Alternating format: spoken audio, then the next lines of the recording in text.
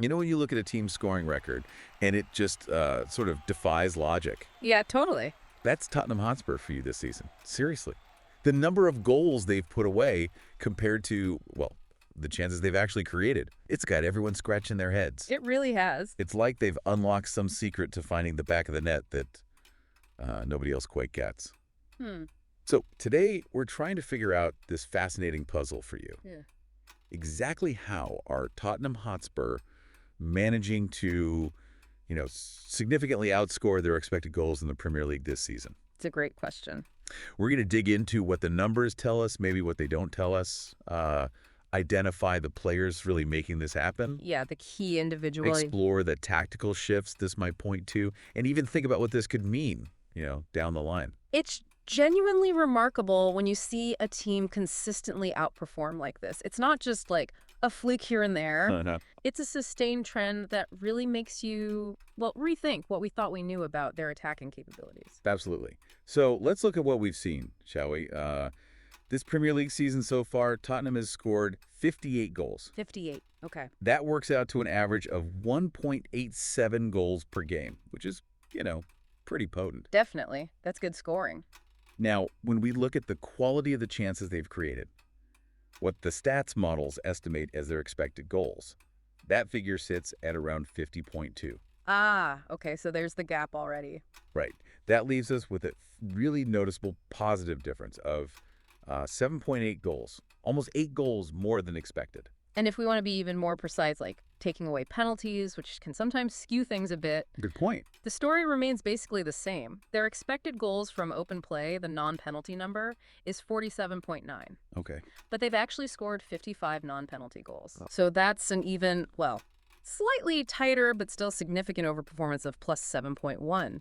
It really highlights that this isn't just about being clinical from the penalty spot. Exactly. It's happening in the run of play. Yeah. And when you consider their overall goal difference, they're sitting at plus 13. They've let in 45 goals. Right, so 58 scored, 45 conceded. Now, you might be thinking, okay, maybe their goalkeeper's just having an incredible season, saving absolutely everything. It's the first place you might look, yeah. But their save percentage is 69.3%, which is good, solid even. It's fine, decent. But not so astronomically high that it alone explains this goal-scoring difference. Right. It's not like he's saving 85% of shots or something. No, exactly. This brings up a crucial point for you to consider. If it's not simply down to luck or, just outstanding goalkeeping saving the day, Right. what is the underlying factor driving this consistent ability to score more than expected? We see clear examples. Like, remember that game against Everton? They scored 4 goals. 4 from chances that were only statistically rated at about 2.4 expected goals. That's a huge difference in one game. It is. And as we've noted, this isn't just an isolated incident. It's a recurring theme, a pattern we're seeing. It really makes you wonder, okay, which individuals are stepping up? Who's converting these opportunities so well? Mm-hmm. And when we look at the individual player stats, yeah, some names really do stand out. Brennan Johnson, for instance, he scored 11 goals. Well, 11, okay. When the data suggests he maybe should have around 9.8. So a little overperformance there. A bit, yeah. Still good finishing. Then there's James Madison. He's netted 9 goals, but his expected goals figure is only 5.8. Now, that's interesting. That's a pretty significant difference, right? Over 3 goals more than expected for him alone. Huge difference. What's particularly interesting for you here is the efficiency we're observing from certain players. Madison in particular Yeah, him especially. is converting chances at a much higher rate than these statistical models would anticipate. He's finishing things you wouldn't necessarily expect to go in quite so often. And then you look at Dejan Kulusevski, similar story. He's also contributed 7 goals Right. from an expected goals total of just 4.1. Another big gap, almost 3 goals over again. These aren't minor variations, These are players consistently exceeding what's statistically likely in front of goal. Really clinical. And it's not just a couple of players having, a random hot streak either.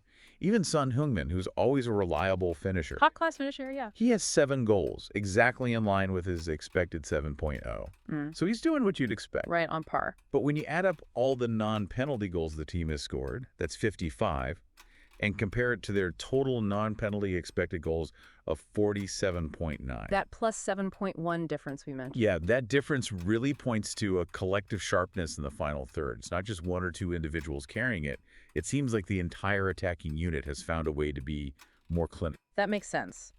If we connect this to the bigger picture for you, the sustained overperformance, it has some really intriguing tactical implications, doesn't it? Oh, for sure. For one, it can generate a huge amount of attacking confidence within the team, just pure belief. Yeah, absolutely. If players genuinely believe they have a higher probability of scoring, even from maybe slightly more challenging situations, Right, from tighter angles or further out. they might be more inclined to take those risks, to attempt shots that they might have previously passed up, looking for a better chance. Maybe they feel they don't need the perfect chance. That makes total sense. It's almost like a self-fulfilling prophecy, isn't it?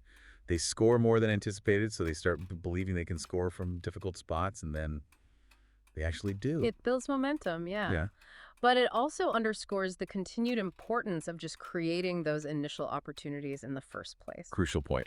Their expected goals figure of 50.2 still demonstrates they're getting into good attacking positions, they're fashioning decent chances. Yeah.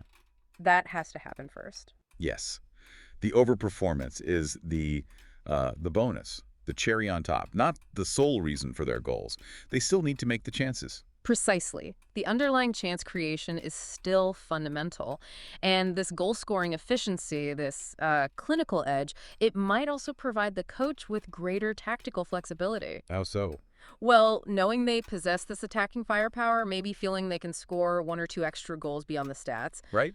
they might feel more comfortable adopting more attacking formations, perhaps committing more players forward, because they have greater faith in their ability to simply outscore their opponents. Oh, okay. Like, we might concede, but we reckon we can score more. Potentially. Which naturally leads us to consider the other side of things for you, doesn't it? The defense. Yeah, I was thinking that. They've scored a lot, 58, but they've also conceded 45. And their expected goals against, the chances they've given up, is 50.4. So statistically, they've actually conceded fewer than expected.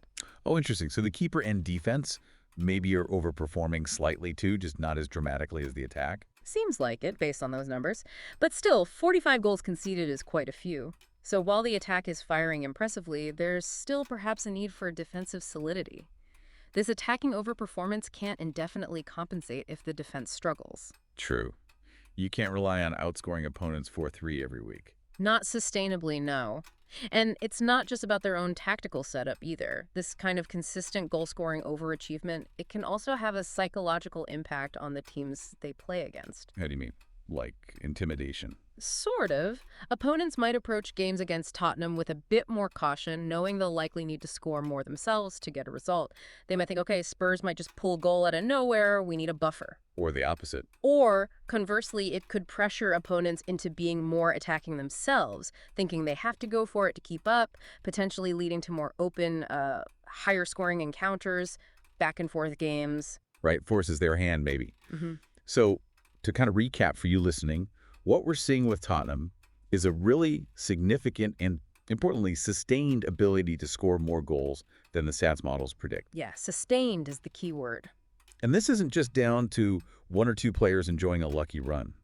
We're observing multiple individuals, notably Madison and Kulusevski, displaying, well, remarkable finishing efficiency. Clinical is the word. And a collective capability within the team, it seems, to convert chances at a higher than expected rate. Tactically, this seems to be boosting attacking confidence Definitely. and could potentially influence both their own formations and how opposing teams decide to prepare to play them. So what really stands out as a key question for you as we look ahead? What's the big unknown here? For me, it's all about sustainability. Yeah. How long can they maintain this? Is this like a result of exceptional coaching, targeted player development, a specific tactical approach that's genuinely unlocking this efficiency? Or is it, as some might suspect, a statistical anomaly? Something that eventually has to regress back towards the mean, back to a more predictable level. That's absolutely the crucial question for you to ponder. Because if they can sustain this level of converting chances, well, then we're looking at a team with a really serious attacking threat. Yeah, a team that could genuinely contend for top honors, maybe. Potentially. But if this overperformance diminishes, if it fades back to normal levels, Will their underlying chance creation, that 50.2 expected goals, be sufficient on its own to consistently secure victories? And will their defense be able to withstand the pressure if they're not outscoring teams by such a, significant margin quite so often? Exactly. It puts more pressure back on the other parts of the team. It's a truly fascinating situation, isn't it? And it's Yeah. going to be really interesting for all of us to watch how the rest of the season unfolds for them. See if it continues. Indeed. It challenges some of our maybe fundamental understandings of statistical analysis in football and really highlights the impact of that human element, that intangible quality, the confidence, the finishing skill that can sometimes just defy the data we analyze. Well, that certainly gives you something to think about. It does. A real head scratcher, but a fun one. Leave a comment if you enjoyed this soccer talk and subscribe to the AI Go podcast for more epic soccer deep dives. Thanks for tuning in.